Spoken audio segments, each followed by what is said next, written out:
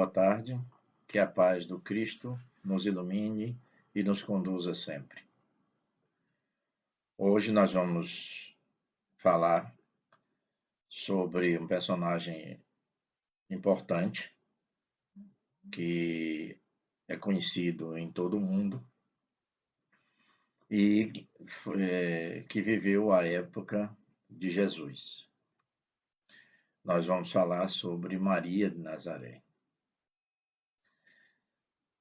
Naturalmente que a vida de Maria de Nazaré não foi acompanhada pelos historiadores da época, mesmo porque Maria não pertencia àquelas camadas da sociedade que eram mais proeminentes na época em que ela viveu. E, naturalmente, os historiadores não se debruçaram sobre a sua existência para registrar dados biográficos ou quaisquer outros aspectos. Lembremos que, vamos dizer assim, a imagem de Maria de Nazaré ganhou força no mundo inteiro após a morte de Jesus e também após a sua morte. Foi quando ela começou a conquistar o conhecimento que hoje nós sabemos que é realizado por todas as nações da Terra, a ponto dela ter não apenas um nome, mas inúmeros nomes. Então, vamos começar a falar sobre Maria, citando o aspecto espiritual, informações que nos vêm a partir do mundo espiritual, através da psicografia dos médiuns. Maria era um espírito, era e é, desculpem aí, evoluído, conviveu com espíritos de esferas superiores que trabalharam e serviram a Jesus antes da sua reencarnação. Era uma alma singular que carregou em seus ombros a responsabilidade de dar exemplos vivos para toda a família humana. Porém, isso não foi reconhecido nem à época em que ela viveu, evidentemente, e mesmo hoje, nem todos os seres humanos cultuam ou admiram ou louvam a figura de Maria de Nazaré, embora ela seja conhecida no mundo inteiro. E ela fez um sacrifício enorme, porque, em sendo o espírito evoluído, ela já não precisaria passar por processos encarnatórios e, mesmo assim, ela se colocou à disposição para a execução dessa tarefa importante na vida da humanidade, e ela serviu de meio através do qual Jesus pôde reencarnar na Terra. O nome Maria, ou Miriam, é um nome de origem hebraica e significa Senhora da Luz. Nasceu em Nazaré, na Galileia, segundo relatos, e os seus pais chamavam-se Ana e Joaquim, e eram de um dos povoados da Galileia. Durante a infância, Maria viveu em Nazaré e possivelmente casou seus 14 anos com o carpinteiro José da tribo de Davi. Interessante observar que nós poderíamos hoje, Maria não teria se casado com essa idade, evidentemente, porque hoje a gente tem restrições com relação a isso. Mas devemos lembrar que naquela época, a média de vida de uma pessoa era de 40 anos, aproximadamente. E era costume das famílias acertarem os casamentos quando as crianças ainda estavam na fase de adolescência ou até mesmo nas fases de infância. Isso, inclusive, ainda é praticado em alguns países orientais. Então, não é de admirar, e hoje a gente vê casos de pessoas que realmente engravidam com essa idade bem jovem. Então, é importante que a gente faça essa ressalva. Quando criança, ela residia próximo de um templo e onde foi educada e se dedicava às orações. É importante observar que é possível que Maria fosse até uma sacerdotisa ou algo semelhante. O pai era um homem religioso e ela sempre ouvia o pai fazendo referências à promessa da vida de um Messias. Nas orações que ele fazia, através dos pergaminhos que ele utilizava, ele, Joaquim, com a voz tomada de forte emoção, lia as anotações de Isaías. Aqueles que tiveram a oportunidade de consultar a Bíblia sabem que existe um livro cujo o título é Isaías. E Isaías profetizara, muitos séculos antes, o advento da vinda de Jesus. Maria, com 11 anos de idade, sob forte impressão que aquelas palavras do seu pai lhe causaram, perguntou certo dia para ele. O que a gente pode observar nas questões que ela colocou, o grau de maturidade, apesar da idade, né, tão nova. Perguntou o seguinte: mas o Salvador há de sofrer tanto assim? Quem terá coragem de impor tantas dores ao homem que vem nos libertar? Um homem que vem da parte de Deus. Lembremos que os judeus tinham uma promessa, né, lá tido no livro de Isaías, de que viria um Salvador para libertá-los do jugo romano. E, naturalmente, que ele aguardava que viesse um príncipe com exércitos para submeter Roma e libertar o povo judeu daquele jugo, o que de fato não aconteceu. Maria foi uma mãe zelosa. Alguns aspectos são relatados pelos evangelistas e alguns outros são relatados pelos médiuns, pelos espíritos, através dos médiuns atuais. Ela descrevia a figura de Jesus, ainda da infância, dizendo o seguinte, que ela ia encontrá-lo a sós, junto das águas do rio e de outras, em conversação profunda com os viajantes que se dirigiam a Samaria e a outras aldeias mais distantes, que estavam adjacentes ao lago. Quase sempre ela surpreendia Jesus falando palavras caridosas dirigidas às lavadeiras que estavam à beira do rio, aos transeuntes, aos mendigos sofredores, e falava da sua comunhão com Deus com uma eloquência que nunca ela tinha percebido nos doutores da lei da época.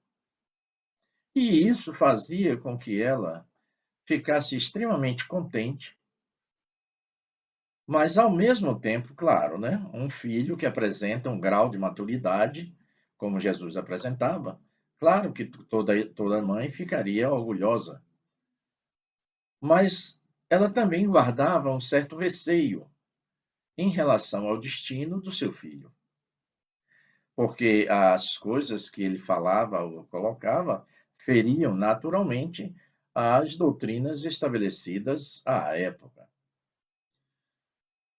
Então, era uma forma de surpreender. Maria ficava surpreendida com isso, contente, temerosa, e de vez em quando ela conversava com José a respeito do pequeno, preocupada com o preparo de Jesus para a vida.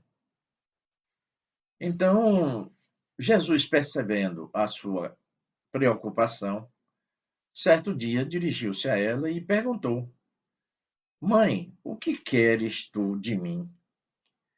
Não tenho testemunhado a minha comunhão com o Pai, que está no céu? Maria, surpreendida por aquele questionamento, responde: Tenho cuidado por ti, meu filho. Reconheço que necessitas de preparo para enfrentar a tua vida. Pois bem, existe outro aspecto. Essas preocupações fazem com que nós percebamos que ela era uma mãe zelosa. Outro aspecto importante é o fato de Maria ser conhecida como Virgem Santíssima, como Imaculada Conceição. Mas isso tem um motivo. Essa interpretação de Imaculada Conceição dá uma razão de ser toda natural para esse dogma de Imaculada, e do qual os céticos têm zombado muito. Esse dogma estabelece que a mãe do Cristo não estava manchada pelo pecado original. Como pode ser isto? Muito simples. Deus enviou esse Espírito puro para se encarnar sobre a terra e nela cumprir essa augusta missão. Ou seja, a Imaculada, com que ela foi denominada, se referia à pureza espiritual de que ela era detentora.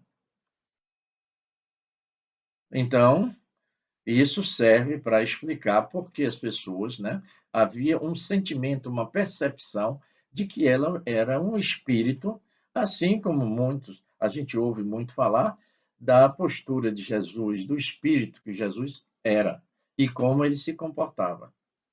Interessante falar sobre isso, porque quem falou sobre essa colocações que eu acabei de fazer foi Allan Kardec, num ensaio sobre a interpretação da doutrina dos anjos caídos, na Revista Espírita de 1862. Então, Maria já trazia essa, esse formato de espírito puro, e por isso ela passou pela a sua reencarnação na Terra, revestida de uma postura de humildade muito grande. Volto a insistir no ponto, ela não despertou o interesse de nenhum historiador para fazer uns dados biográficos dela.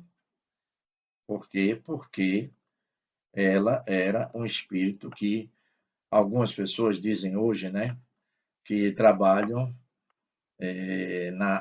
na parte de trás do espetáculo. Ela não estava à frente. Muito bem. Depois daquele período de que José, Maria, Jesus teve que fugir porque a ameaça era de que fossem mortos todas as crianças, teve que fazer aquele recenseamento, nasceu lá na manjedoura. Então, naturalmente, depois de algum tempo, ele se tornou adolescente, adulto, e começou a sua tarefa de divulgação da Boa Nova. Com isso, todos nós sabemos que ele angariou muitos desafetos e finalmente foi acusado, foi agredido, foi crucificado. Imaginem vocês a dor de uma mãe que vê um filho, e ela teve a oportunidade de acompanhar todo aquele sofrimento até chegar à cruz, e ali se percebia o vulto de Maria, altamente tocada por aquela dor dolorosa e indelével. Seu coração rebentava em tempestades de lágrimas irreprimíveis. Contudo, no santuário da sua consciência, repetia a sua afirmação de sincera humildade, conforme eu falei há pouco. Faça-se na escrava do Senhor, segundo a sua vontade, segundo a sua palavra. Então, ela estava aceitando a vontade do Criador e também a proposta de Jesus, porque Jesus sabia que poderia enfrentar aquele sofrimento atroz do qual ele foi vítima. E Maria sofreu junto com ele. Foi obrigada a assistir todo aquele processo e mesmo assim não se revoltar com relação às autoridades da época. Isso já demonstra aquilo que eu falei no início, que era um espírito de elevada estatura moral e naturalmente preparada para aquele processo. Depois da morte de Jesus, ela atendia e ela criou não era uma casa, era uma choupana.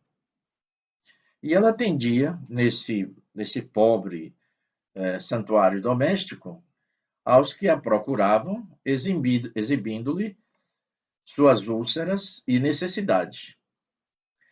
Então, essa choupana que ela construiu era conhecida pelo nome de Casa da Santíssima. Alguns centros espíritas aqui em Salvador, pelo menos um eu conheço, com esse mesmo nome. O fato tivera origem, em certa ocasião, quando um miserável leproso, depois de aliviado das suas chagas, lhe beijou as mãos, reconhecidamente murmurando: Senhora, sois mãe do nosso Mestre e nossa Mãe Santíssima. Esses dados estão contidos no livro Boa Nova, de Chico Xavier. Então, ela já, depois da morte do filho, se dedicou a essa construção, que não era suntuosa, evidentemente, que ela não tinha recursos, mas ela ali recebia aquelas pessoas que estavam doentes, que vinham procurar socorro,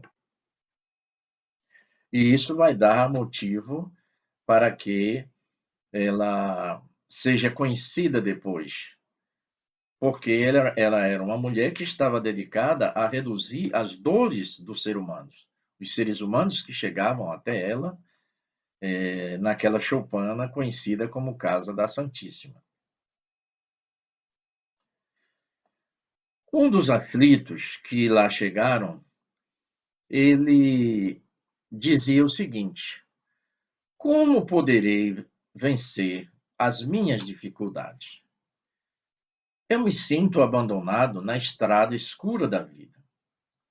Maria, com seu olhar amoroso, cheio de bondade, deixando nele transparecer toda a dedicação enternecida de seu espírito maternal, dizia para ele. Reparem que essa frase é conhecida de nós, espíritas. Ela dizia o seguinte: meu filho, isso também passa. A gente deve se lembrar que essa mensagem foi transmitida, se não me engano, por Emmanuel, a Chico, não é? Dizendo que Maria tinha mandado um recado para ele, avisando que tudo, aquele sofrimento todo que ele passava, um dia ia terminar.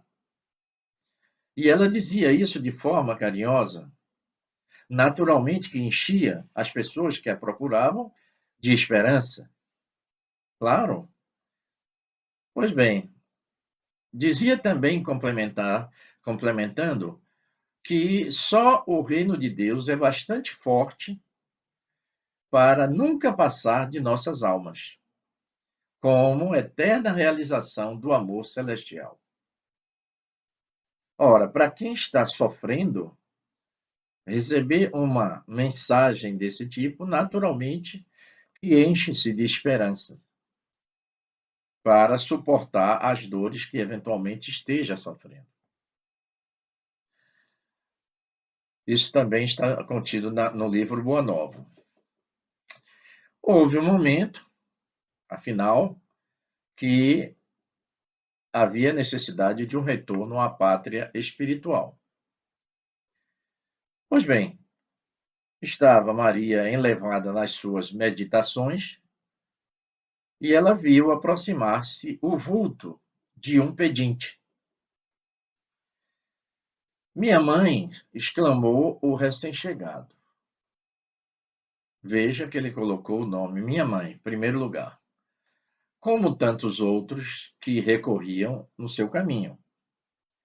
Venho fazer-te companhia e receber a tua bênção.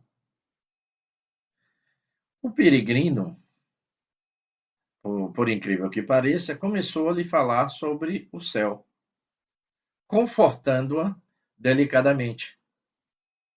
E ela, que estava acostumada a fazer isso para com os sofredores, agora estava recebendo uma mensagem de esperança, de conforto, de amor. Mas aí ela pergunta: que mendigo será esse que busca acalmar as dores secretas da minha alma saudosa com bálsamos tão doçurosos? Isso Maria questionando. Né? Imagino que ela deve ter sido surpreendida, porque na maioria das vezes as pessoas procuravam Maria para receber consolo, para receber consolo, para ser atendido, para diminuir as suas dores. E agora é como se ele viesse para proporcionar a ela uma calma diante das dores e o sofrimento diante da perda do seu filho. Ou seja, ela sentia na sua alma saudade, e essa afirmação desse mendigo trazia para ela bálsamos em que ela pudesse naturalmente sentir-se um pouco mais aliviada dessas dores que eram tão fortes no seu íntimo. Então, de repente, esse hóspede anônimo, ela não sabia quem era, lhe estendeu as mãos generosas e lhe falou com um profundo acento de amor. Minha mãe, vem aos meus braços. E nesse instante, Maria fita as mãos nobres que se lhe ofereciam, e num gesto da mais bela ternura. Tomada de comoção profunda, olhou para as mãos daquele hóspede anônimo e percebeu duas chagas. Chagas essa que ela tinha percebido nas mãos do seu filho quando estava na cruz. E aí ela brada com uma infinita alegria. meu filho, as úlceras que te fizeram. Maria, então, assume uma expressão de inolvidável serenidade. E ela espera com muita tranquilidade, com toda a paz e harmonia que o seu espírito poderia desfrutar, a ruptura dos derradeiros laços que aprendiam a terra a vida material. Quando aquela alma eleita se elevou da terra, extensas multidões de entidades angélicas cercavam, cantando hinos de glorificação. Vejam que os espíritos que a acompanhavam estavam ali, naquele momento supremo, acompanhando-a, cantando e recebendo-a de volta ao mundo espiritual. Ao falar sobre isso, é uma descrição extremamente emocionante desse momento em que Maria se desliga dos seus espojos físicos, terrenos, e ascende à sua condição espiritual em zonas superiores da espiritualidade. As tradições cristãs revelam que houve uma época em que Maria, isso inclusive é dito por Jesus, quando ele dirige-se a ela e diz: Mãe, eis aqui o teu filho, e se dirige a João e diz: Eis aqui a tua mãe. Então, as tradições cristãs revelam que Maria ficou sob o amparo do apóstolo e evangelista João em Jerusalém e em Éfeso, atendendo à orientação de Jesus. Acredita-se que ela tenha morrido em Jerusalém, e esse fato foi confirmado por Emmanuel. Então, vejam que, apesar de todo o sofrimento, Maria conseguiu passar por essas situações sofridas, extremamente dramáticas, e depois de ter passado por todo esse sofrimento, ainda foi capaz de doar-se no seu processo de aliviar as dores das pessoas que a procuravam. Então, depois disso, quando a figura de Maria começou a ganhar a, a importância que ela hoje desfruta em todo o planeta Terra, então as petições começaram a ser feitas por todos no planeta Terra. E no plano espiritual também. Todas essas solicitações, todas essas orações, pedidos, eram destinados e são ainda destinados a Maria. E essas solicitações, esses pedidos, eles se elevam a planos superiores e são acolhidos por emissários de Maria de Nazaré, a fim de serem examinadas e atendidas conforme o critério de verdadeira sabedoria. Certa feita, um amigo espiritual nosso, eu achei interessante essa coincidência, disse para nós que nenhuma solicitação, nenhuma oração que seja feita, algum pedido que se eleve da terra para os planos espirituais superiores, eles são menosprezados ou são ignorados. Muitas vezes a gente faz esses pedidos imaginando que vai ser atendido no minuto seguinte, na hora seguinte, no dia seguinte. Na realidade, não é bem dessa forma. Aqui a gente pode ver que serem examinadas, fecha com essa informação que nós obtivemos lá na nossa casa, que elas são examinadas e são atendidas conforme o critério de verdadeira sabedoria. Então a gente deve lembrar do seguinte, que tem uma questão aí do, do merecimento que envolve o atendimento das solicitações. Apesar de todo o desenvolvimento e o poder que Maria, como espírito, possuía, não é possível a gente ser atendido na forma como quer, no momento em que quer. Essas solicitações são colhidas pelos emissários, são examinadas e atendidas ou não.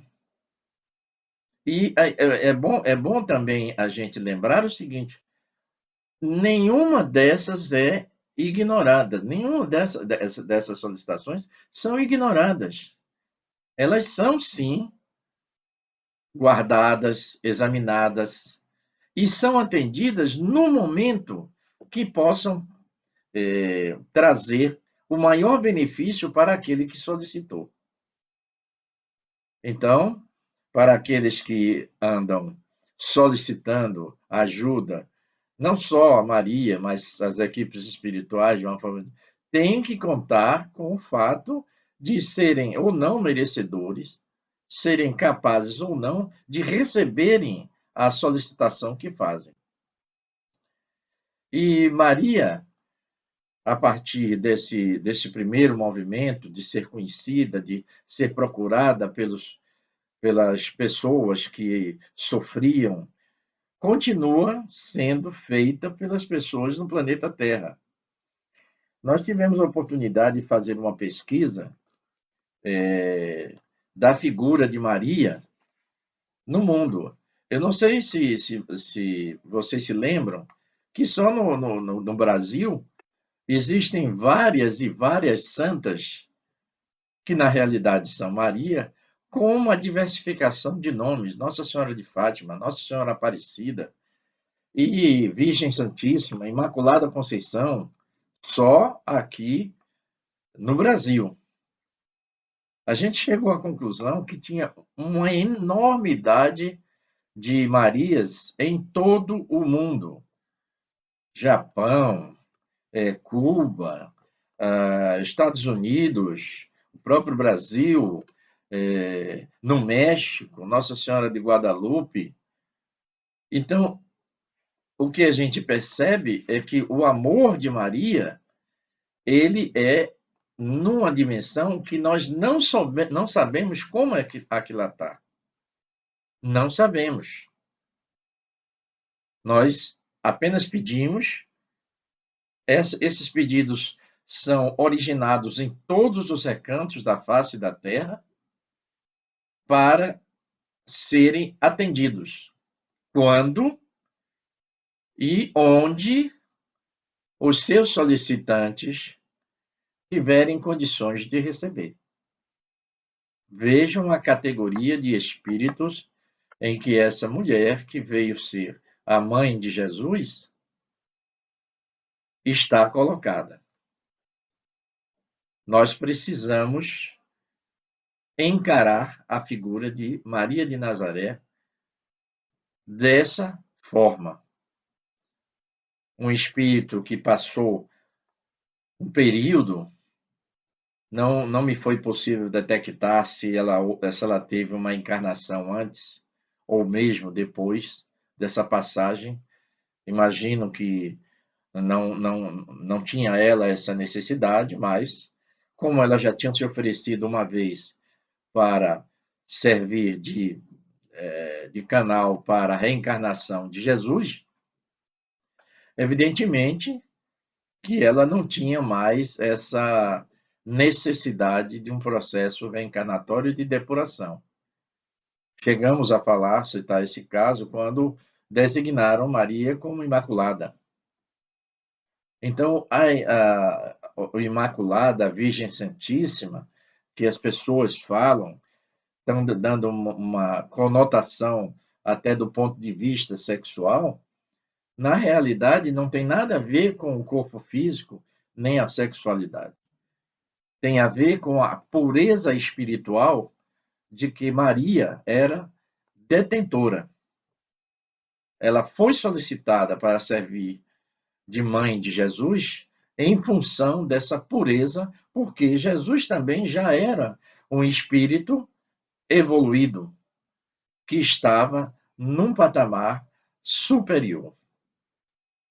Então, meus irmãos, a gente pode perceber a grandeza da missão de Maria, que se quer cuidando da sua família, não é? Reparem que a Santa Família existe hoje e é venerada, não é? Por todos aqueles que guardam essa imagem da família de Jesus. Também Jesus, naquela época, não se descuidou desse aspecto, porque ele pede ao seu pai para aprender o ofício de que o pai era detentor, para que ele pudesse ajudar. Então, isso se formou essa santa família, e que era a componente essencial, depois de Jesus, evidentemente, a Maria de Nazaré. Então, nós sabemos de várias obras espíritas que existem falanges de espíritos trabalhando para sanear as dores humanas. E essas falanges, elas são dirigidas, não gosto muito da palavra dirigida, mas tem a ascendência de Maria sobre elas, é um fato que a gente deve considerar. Também não censurar de forma nenhuma pelo fato de existirem tantas denominações para Maria, porque cada ser humano em cada recanto do mundo percebe Maria de uma determinada forma e emprega a linguagem do seu país, do local onde mora, para designá-la, da mesma forma como fazem no Brasil. Então, meus amigos, é uma figura de extrema importância e que, infelizmente, nós, no planeta Terra, ainda não conseguimos dar-lhe o verdadeiro valor que ela, evidentemente, possuía. Precisamos, talvez, revisar os nossos parâmetros com relação a Maria. Espero que cada um de nós consiga fazer isso e, de certa forma, ela também serve de parâmetro para a nossa vida familiar. A importância que esses seres, apesar do alto nível evolutivo, dirigem o seu amor, o seu esforço para a manutenção da família. Se nós estivéssemos nesse mesmo patamar, talvez não estivéssemos passando pela situação que agora nós atravessamos. Porque as nossas emanações energéticas, elas não seriam de baixo teor. Porque estaríamos todos imbuídos num sentimento de amor. Amor constituído pelo amor de Jesus para com a humanidade, da qual ele continua zelando nos dias atuais, e amor de Maria, que também trabalha junto com ele para proteger, atender às necessidades de acordo com o merecimento da humanidade que faz essas solicitações. Meus irmãos, que a paz do Cristo nos ilumine, nos esclareça e que nós possamos desenvolver em nós essas demonstrações de amor que têm sido enviado para a humanidade até os dias de hoje.